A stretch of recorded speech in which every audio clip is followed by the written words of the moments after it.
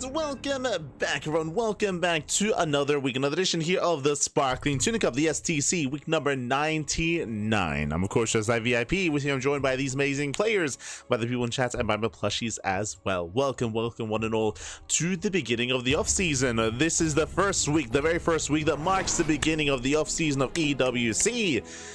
We're here, we're jumping into our weekly tournament, exclamation mark, be in the chat if you guys want to have a look at the bracket yourselves. The bracket is live, the bracket is stacked, and we are jumping into the first game and spawning in the top right hand corner. Oh, we have, let's go.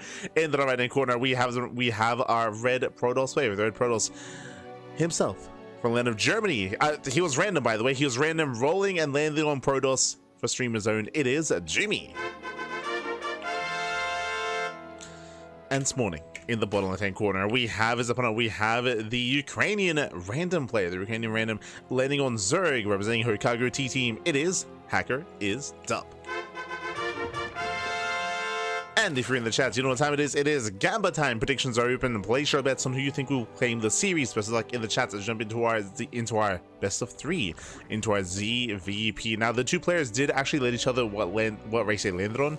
HackErIsTop did let Jumy know he was playing Zerg, and Jumy did let him know he's playing Protoss as well. So both players have that information. It is going to be gas first. Gas first out of HackErIsTop. Gas into pull into a delayed expansion. Interesting build here from our Zerg player. We'll see where this leads us. We'll see where this goes. We shall see. Yo, meanwhile, shout out to those in the chat. I see share my papi, share my shout out to all those in chat as well. I see Where Hugged. I see Kuro Milk and Cookies. Este lechito, papi. Ay. Good to see you as always. Good to see you, Este Milk and Cookies. Likewise, I see Pie as well. Hope you had a great time.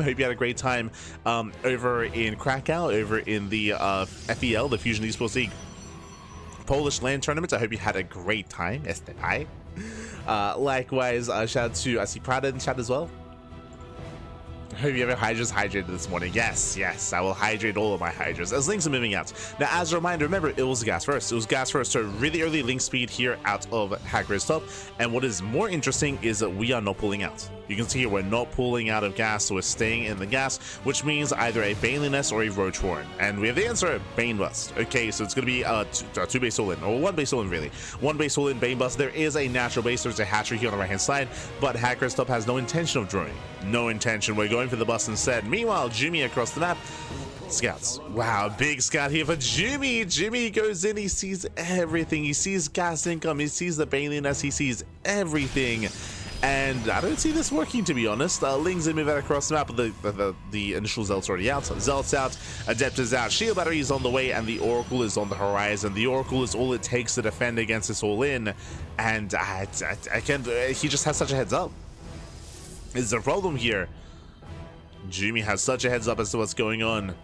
As here comes the all-in, here come all the Zerglings. Here comes the bust. 5 Banelings morphing in as we speak. From here, I do believe that he can knock down the first pylon, but I don't think he can break this position. We have a second pylon behind this. We have 2 shield batteries on the way as well. Another Adept is in production. There's a re-wall.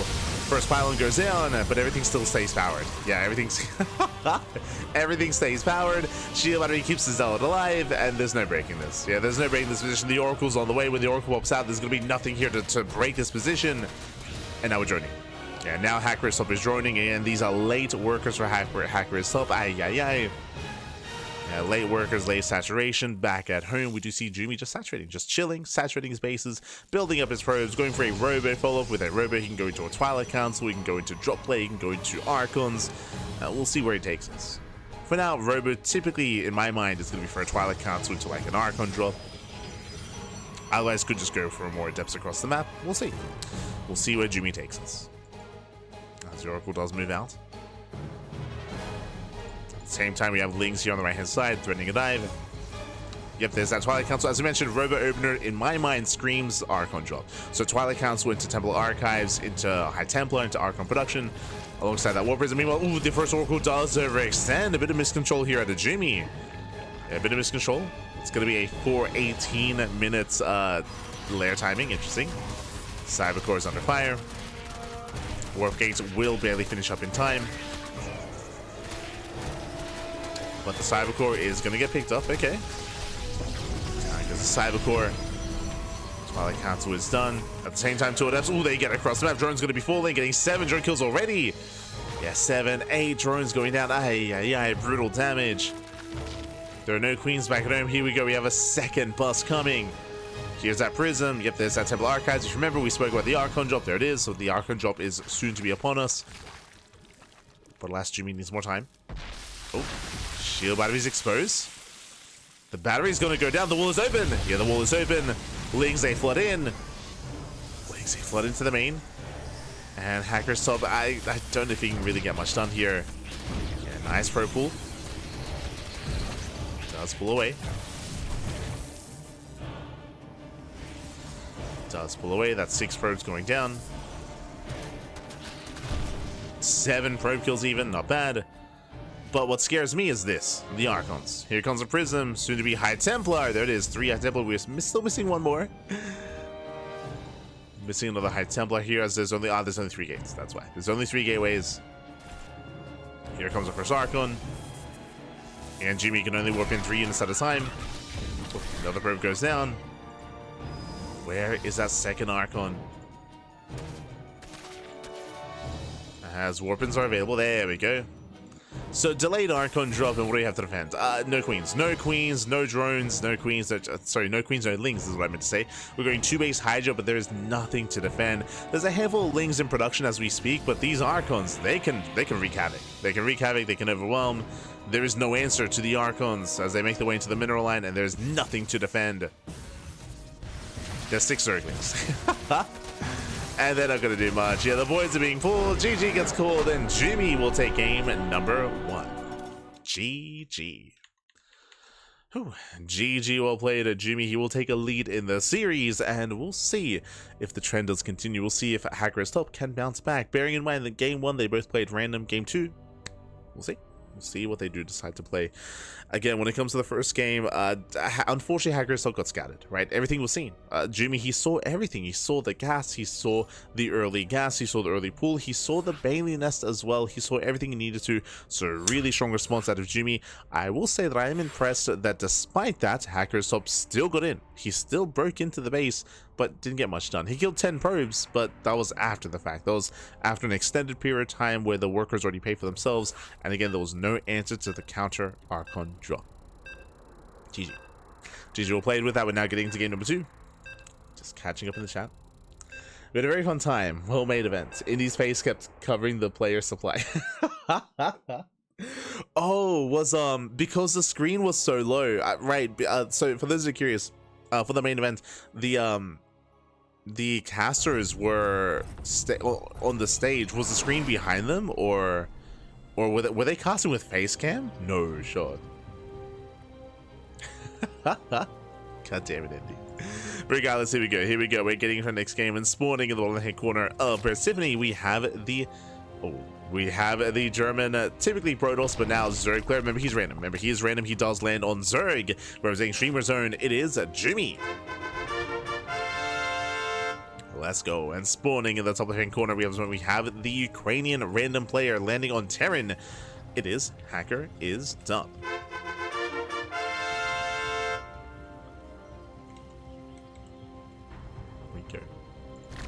Was fine from higher rows. So if you were in the front row, then the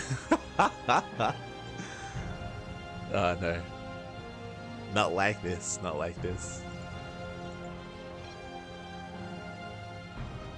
True proxy ARAX, let's go. CC first. Oh my, CC first out of HackErIsTop. Okay, so CC first out of our Ukrainian random player. You know, Jumy back at home going hatch pull into a delayed gas geyser. Okay, so delayed gas here out of Jumy. We'll see where he takes us.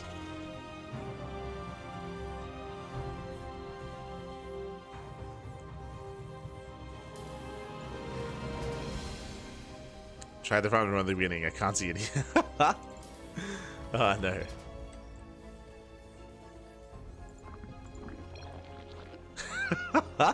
HackErIsTop was like, mate, you can't afford 8 Raxes for 1 base economy. You can't do it. She was like, no. Believe, Pat. Believe. You see the passion, then you can afford anything, even 18. Trust. Oh no. Este Jumy. Look, there's a reason why he's not playing Terran, okay? There's Believe in the power of 711. Show us. Show us the 8 racks. Let's go. As here we go. We do have our CC first interaction to factory follow up here from HackErIsTop. Oh, also my apologies. There we go. Is a best of 3. Link speed is on the way. We can see Jumy does pull out of gas. And so far we're going to be settling in. Again, nothing too aggressive out of our Terran player, just because we did go for a hyper greedy opener. Jumy claiming his 3rd. From here we're joining, we're saturating, building up. But I would imagine that that stage is more set to view this, like, sorry, I should say the auditorium is set to view the stage, not behind the stage. so yeah, I would imagine that the first couple of rows would have a really hard time seeing the screen because the screen is behind, like, the stage itself. So I can imagine. But regardless, good to hear that you had a good time. Good to hear.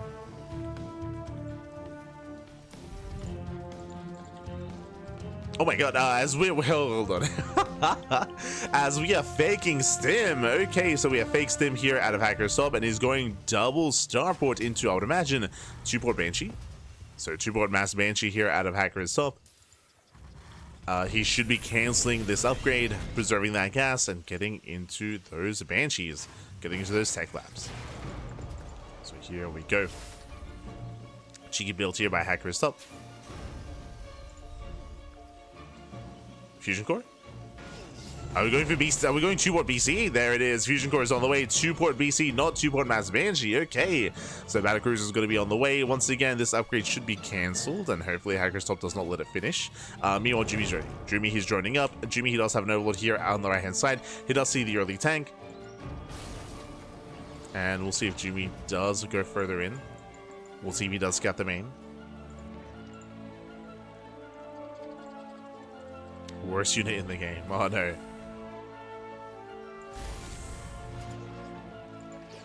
My brain immediately just went to, like, Infestors with Microbull Shroud, but that's specifically that spell.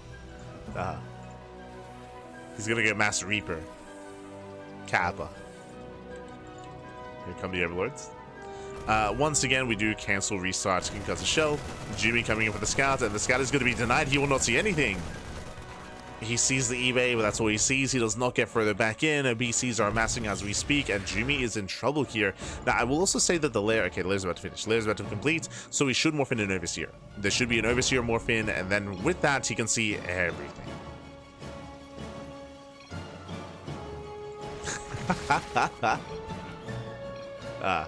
Let's go. I mean, Jumy, he knows something is wrong, right? Something is wrong, something is amiss. He smells the bats. Oh no. Not the bats. Oh. He smells Christian Bale. As from here, we'll get a full scout. Despite the Marines, there we go. He sees everything. The Fusion Core, both starports, and of course the would-be BCs. So he does see everything. With that, instantly we have the Spire on the way. Spores are being thrown down. The Queen production should be commencing here for Jumy to get as many Queens as possible. And then it's going to be, I mean, I would say a pretty easy hold. The first BC does teleport across the map. He is going for the Spire. He's going straight for the Spire. No Spore. No Spore in position. Spire is being targeted down. Second BC is teleporting in. That Spire, it will not finish. Oh, does get a Queen. Does get a Queen. It does get a kill, not a cancel on the Spire. Second Queen goes down. Where are the transfuses? Where the transfuse? Oh my god, another Queen falls. And Jumy is losing too much here. It does go for the Mule, does go for the Mass Repair. Yeah, the Mules come in, repairs are popping up, and Jumy, he will lose every Queen.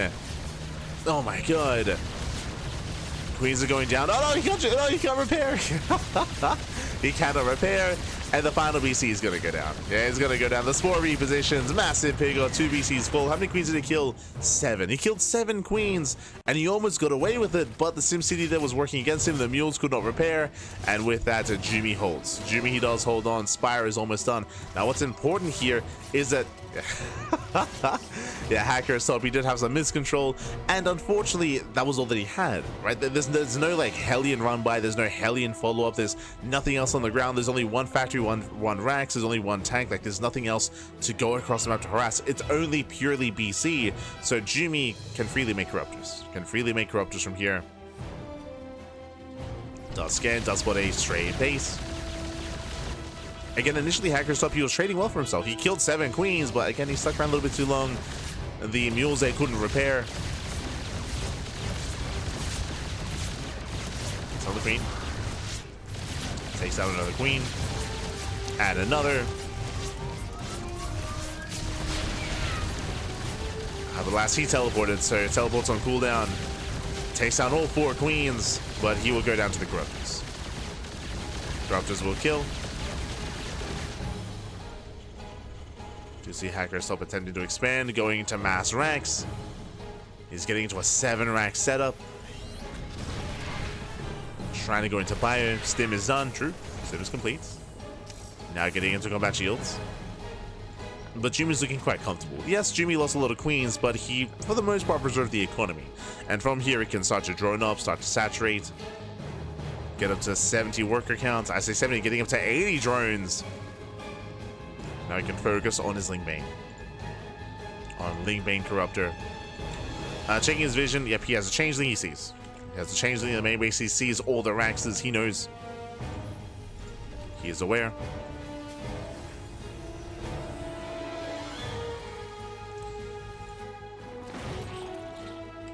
And from here, he just has to build up Lingbane Corruptor. Speaking of, he's shocking around. There are 3 BC, so we could do with extra Corruptors. Let's 2 more Corruptors go down.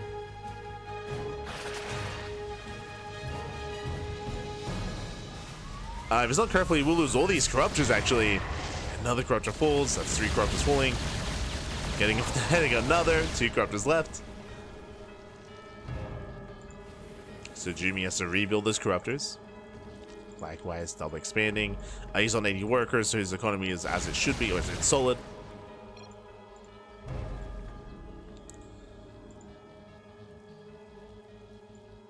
And again, thankfully, Jumy, he isn't overmaking Corruptors. He's got 8 Corruptors on the way. That's going to be 10 in total.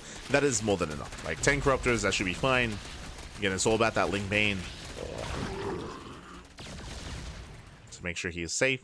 From there, he can take up into Hive. We can see that he's going into this sun. I don't know if I'm too fond of, but he's going into Hydra Lurker. So he's taking up into Lurker Tech.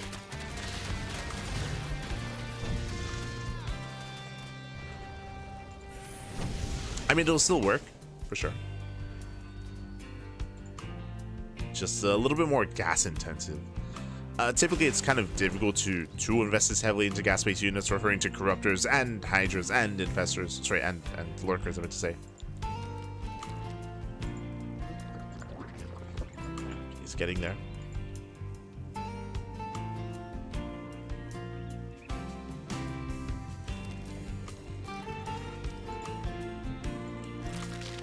Jumy building up.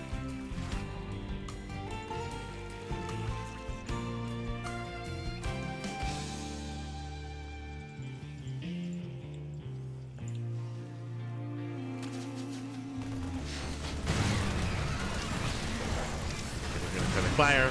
There we go, does move in.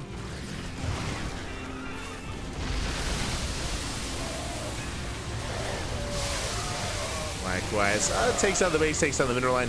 He bleeds out a lot of Lingbane though, and he does not connect with the Marines. Jumy's in trouble. Jumy, at this point, he is in trouble. He needs Banelings back at home. He might be able to get away with morphing in some Lurkers, but now it's go time. Now he can stim and win, and he has to send it across the map here and now. HackErIsTop, there is no opening that we get 21 Banelings in production. If these Banelings are finished in time, then these Marines can end the game. But the Banelings are almost complete. Yeah, they're almost done. He's deep on creep. Uh-oh. And here come the Banelings. Banelings, oh my god, the friendly fire. Massive connections. Yeah, Banelings, they crash on in. And with that, there's nothing left. With that, there's nothing remaining. Again, thankfully, there were plenty of Baneling reinforcements. They did morph in time. It was close. Close, but they were morphed in. And again, HackErIsTop, he just didn't have enough time to get into any bases. He didn't have enough time to get into any mineral lines. That was his one moment. And Jumy will run away with this. Should run away with this. Gets into the mineral lines. And with that, Jumy, he will overwhelm. And then we got to see a little bit more out of HackErIsTop. A little bit more of his play, but GG gets called, and Jumy, he will take the series 2-1, advancing on to the next round. GG. Whew. GG, well played, congratulations. Jumy does claim the series, does advance on. Shout out to HackErIsTop, of course, for showcasing his random prowess, and shout out to Jumy as well for meeting him there. We're meeting him there and also getting into his own random play as well. GG. GG will play to Jumy, he will claim the series, and let's catch up with the bracket. Let's figure out where we are and where we are headed as